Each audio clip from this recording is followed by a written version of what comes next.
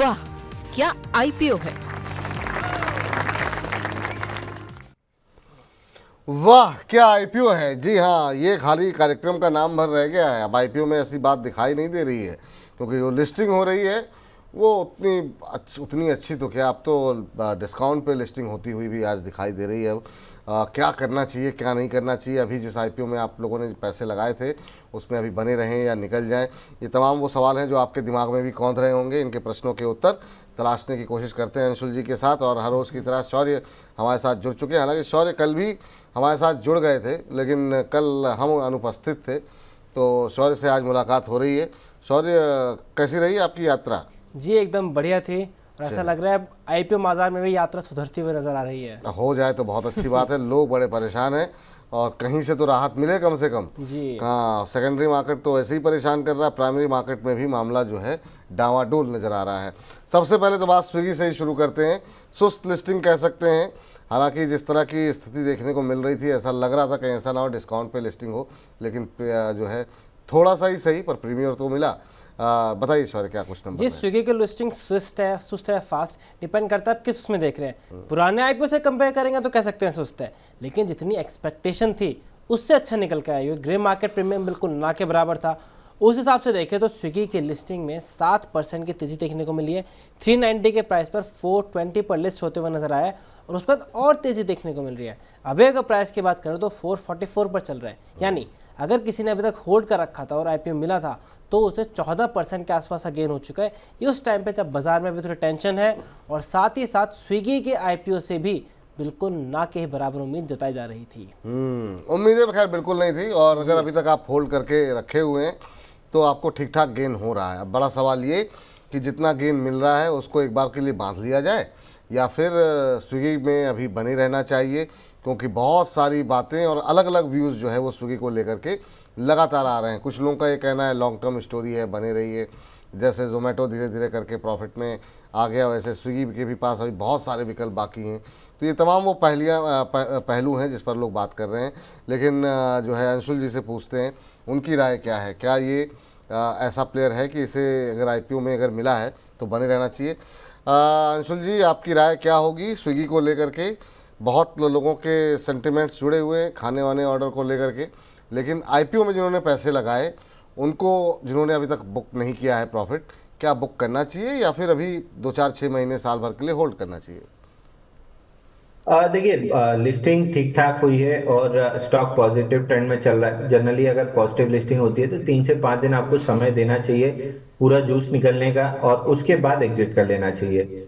अगर ये positive listing अगर कंटिन्यू होती है और पॉजिटिवनेस के साथ क्लोज होता है तो फिर आपको 3 से 5 दिन कैरी करना चाहिए। अब यहाँ से एक स्टॉप लॉस ले लीजिए अपडेटेड 420 रुपए का। 420 के नीचे निकले तो एग्जिट करना है, और अगर ये ट्रेंड 2-3 दिन कंटिन्यू रहता है 470, 75 या 500 के आसपास मिलता है तो भी एग्जिट कर लेना चाहिए। इवेंचुअली स्टॉक का बहुत हद तक हाल ओला वाला होगा कि पीआर की वजह से 4-5 दिन 6 दिन आपको स्विंग मिल जाएगा, बट उसके बाद धीरे धीरे स्टॉक पिट जाएगा। तो अगर मौका मिल रहा है तो थोड़ा सा उसको कैरी 420 के स्टॉप लॉस के साथ थोड़ा सा अपनी किस्मत आजमाइए, एक्सटेंड कीजिए। कहीं भी 500 अगर मिल गया तो वहां पे बुक करके एग्जिट कर लीजिएगा। ट्रेलिंग स्टॉप लॉस लगा करके चलिए, थोड़ा देखते हुए संभलते हुए, ताकि जो मैक्सिमम गेन है वो आप लोगों को मिल सके, यही कोशिश हमारी रहती है। लेकिन सर बहुत लोग जो है ये भी ऐसा भी फील कर रहे होंगे कि उतना बड़ा प्रीमियम तो मिला नहीं है, क्या यहाँ पर एंट्री ले ले सेकेंडरी मार्केट के माध्यम से? क्या ये शेयर ऐसा है पोर्टफोलियो में रहने लायक, या फिर आपको लगता है कि अगर इसी कैटेगरी में रहना है तो जोमेटो ज़्यादा बेटर है? देखिए, आप दुकान वो खोलना चाहेंगे ना जहाँ पे माल बिक रहा है और पैसा बन रहा है। तो जोमेटो माल बेच रहा है 12,000 करोड़ का और 400-300 करोड़ की प्रॉफिट बना रहा है। ये उतना ही माल बेच रहे हैं और 300-400 करोड़ का लॉस कर रहे हैं। तो वो काबिल लड़का है शर्मा जी का, उस पर पैसा लगाना चाहिए। त्रिवेदी जी का लड़का जब पैसा कमाएगा तब इस पे जरूर लगाएंगे। तो अभी तो लॉस में है तो पोर्टफोलियो में नहीं होना चाहिए। पोर्टफोलियो में नहीं होना चाहिए। तो अगर आप ये सोच रहे हैं सेकेंडरी मार्केट के ज़रिए घुसने के लिए, मत करिए ऐसी गलती। और बहुत सारे लोगों ने हाथ होला में जलाए हैं, वो उनको ध्यान में रखते हुए अभी रुक जाइए। 2-4-10 रुपये किसी के बनते देख करके ये मत कहिएगा कि हमारे लॉस करवा दिया, लेकिन अभी थोड़ा सा दूरी बना करके रहेंगे, अलर्ट रहेंगे तो ज़्यादा बेहतर रहेगा। चलिए, तो ये बात तो निकल करके आती हुई स्विगी को लेकर के, लेकिन दूसरी लिस्टिंग तो और भी ख़राब हुई है यहाँ पर, और वहाँ तो कोई भी प्रीमियम देखने को नहीं मिला, जबकि सेक्टर ऐसा था जिसमें कि उम्मीदें जताई जा रही थी। हालांकि बाद में आते आते यहाँ पर भी ग्रे मार्केट में प्रीमियम काफ़ी सुस्त हो गया था। सॉरी, एक्मे सोलर को लेकर क्या स्थिति रही? जी, एक्मे सोलर बताता है बाजार का माहौल कैसा है। जैसे आपने कहा, एक समय था जहां सोलर रिन्यूएबल का नाम जुड़ जाए तो आईपीओ शेयर रॉकेट हो रहे थे, लेकिन अब ऐसा नहीं है, क्योंकि मार्केट गिर रहा है तो बाजार रियलिटी देख रहा है, फंडामेंटल कैसे हैं, वैल्यूएशन कैसे हैं, तो उस हिसाब से बाजार को एक्मे सोलर होल्डिंग बहुत ज़्यादा पसंद नहीं आया, और इसी वजह से एक्मे सोलर होल्डिंग 13% के डिस्काउंट पर लिस्ट होता हुआ नजर आया है। इशू प्राइस है 289 का और एनएससी पर 251 पर लिस्ट होता हुआ नजर आया है। और अभी अगर बात करें तो अभी भी कुछ बहुत ज़्यादा मूवमेंट इंप्रूवमेंट देखने को नहीं मिला है, अभी भी शेयर 258 के आसपास ही ट्रेड करता हुआ नजर आ रहा है। चलिए, तो ये स्थिति यहाँ पर निकल करके आ रही है। सर, क्या सलाह रहेगी? 251 पर जाकर के लिस्ट हुआ है एक्मे सोलर, क्या यहाँ पर वो स्टोरी है क्या सर कि ये खाली, क्योंकि इसके खराब लिस्टिंग की एक वजह ये भी है कि रिन्यूएबल एनर्जी को लेकर के यूएस से जो स्टेटमेंट आ गए, उसने पूरे सेगमेंट, पूरे सेक्टर को लेकर के वो थोड़ा सा सेंटिमेंट जो है वो और ज़्यादा नेगेटिव कर दिया कि रिन्यूएबल एनर्जी पे काम बंद करवा देंगे और तमाम चीज़ें निकल करके जो आई। क्या सर, जो लोग नहीं बेचे हैं अभी तक, क्या करना चाहिए? बेच दें लॉस में? देखिए, लॉस में देखिए नेगेटिव लिस्टिंग हुई है तो आपको तो फटाफट एग्जिट कर लेना चाहिए, अपनी कैपिटल प्रोटेक्ट करना चाहिए। ऑफ लेट आप 15-20 आईपीओ कोई भी पुराने उठा के स्टडी कर लीजिए जो नेगेटिव लिस्टिंग दिए हैं, तो उसके बाद लिस्टिंग के बाद और ज्यादा पिटाई हुई है, तो बेटर है कि एग्जिट कर लीजिए। एक बार के लिए तो एग्जिट कर लीजिए। आईपीओ बेस बन के ब्रेकआउट देगा तो हम जरूर बाय रिकमेंड करेंगे, बट फिलहाल के लिए एक बार एग्जिट कर लेना चाहिए। फिलहाल के लिए एक बार के लिए एग्जिट कर लें। इस बीच जो है अगले प्रश्न पर जाते हैं। एक प्रश्न ले लेते हैं अभिषेक कुमार जी का, और कह रहे हैं कि आईपीओ को लेकर के मेरा सवाल है, वारी एनर्जीज के बारे में कहाँ एंट्री करना सही रहेगा और क्या ये लेने का सही समय है? वारी एनर्जीज को लेकर के सर, अभी ये तो आईपीओ का सेगमेंट है, लेकिन उससे पहले भी काफ़ी सारे सवाल यहाँ पर आते हुए दिखाई दे रहे हैं। वारी में क्या करना चाहिए सर? अभी एक और ऐसा शेयर जिसमें कि अब सेंटिमेंट जो है वो लोगों का काफ़ी बना हुआ है, आप क्या सलाह दे रहे हैं अपने क्लाइंट्स को वारी को लेकर के? देखिए, वारी एनर्जी में भी वही हुआ, अगर पॉजिटिव लिस्टिंग हुई थी उसके बाद 5 दिन अगर आपने होल्ड किया है तो अच्छी मूव मिल चुकी है, अब एग्जिट कर लेना चाहिए काउंटर से। अब ये लंबा बेस बनाने जाएगा। आईपीओ को सिंपल ट्रेड करने का तरीका है, पॉजिटिव लिस्टिंग को 5 से 6 दिन होल्ड करना है, उसमें जूस निकल जाता है पूरा, नेगेटिव लिस्टिंग को तुरंत बेच देना चाहिए। तो इसको अब एग्जिट कर लीजिए, बेस बनेगा, ब्रेकआउट बनेगा तो जरूर वापस से री एंट्री करेंगे। जी, ये वारी एनर्जी को लेकर बोल रहे हैं ना सर? जी, वारी एनर्जी। ठीक है सर। चलिए, इस बीच जो है शौर्य के पास चलते हैं, और आज से एक नया आईपीओ भी खुल गया है, और वहाँ पर क्या स्थिति है, क्या वहाँ पर बनेंगे पैसे? ये है आज का बड़ा सवाल।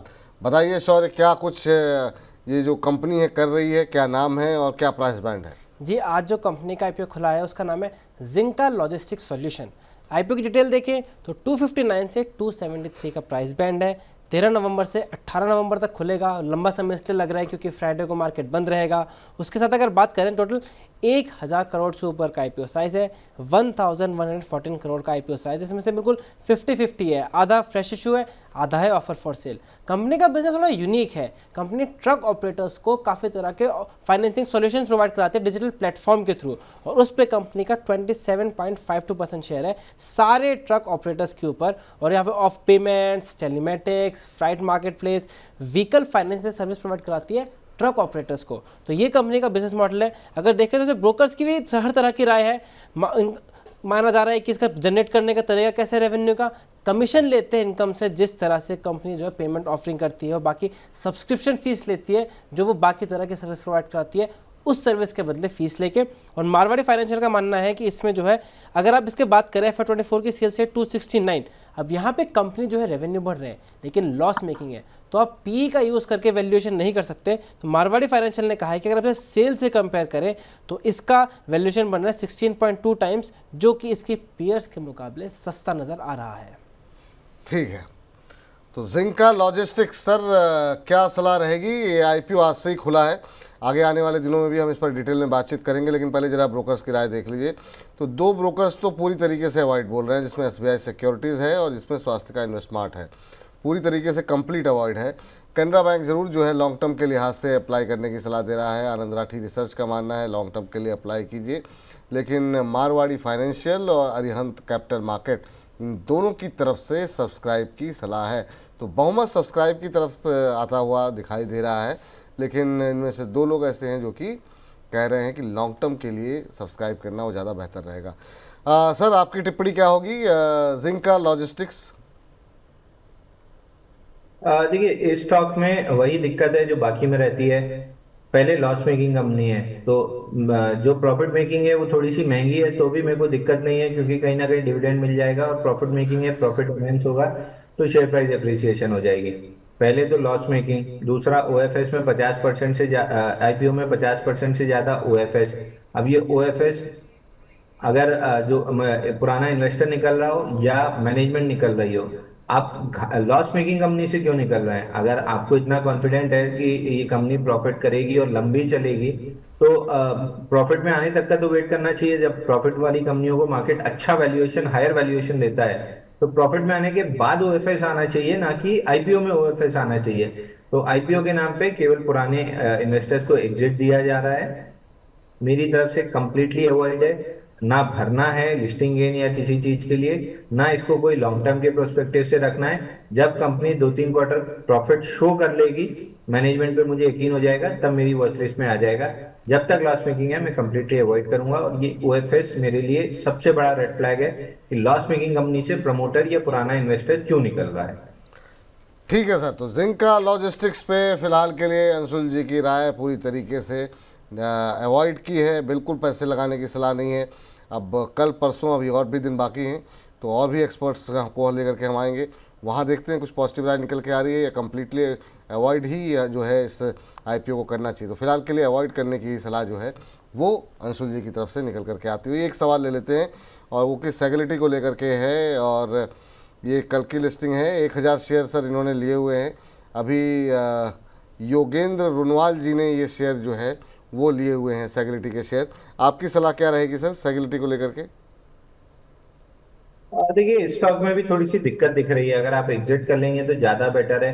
अब एक सवाल ये आएगा शो खत्म होने के बाद कि 90% स्टॉक से तो आपने एग्जिट बता दिया है, क्योंकि 90% से ज्यादा स्टॉक या तो आईपीओ वो डिस्कस किए हैं जहां लिस्टिंग के बाद खराबी आई है, या फिर पीएसयू काउंटर्स डिस्कस किए हैं जहां पे बाइंग क्लाइमैक्स हुआ है, या mid cap small cap discuss कर रहे हैं जहां उसके इंडेक्स में ही अभी 10% की गिरावट दिख रही है।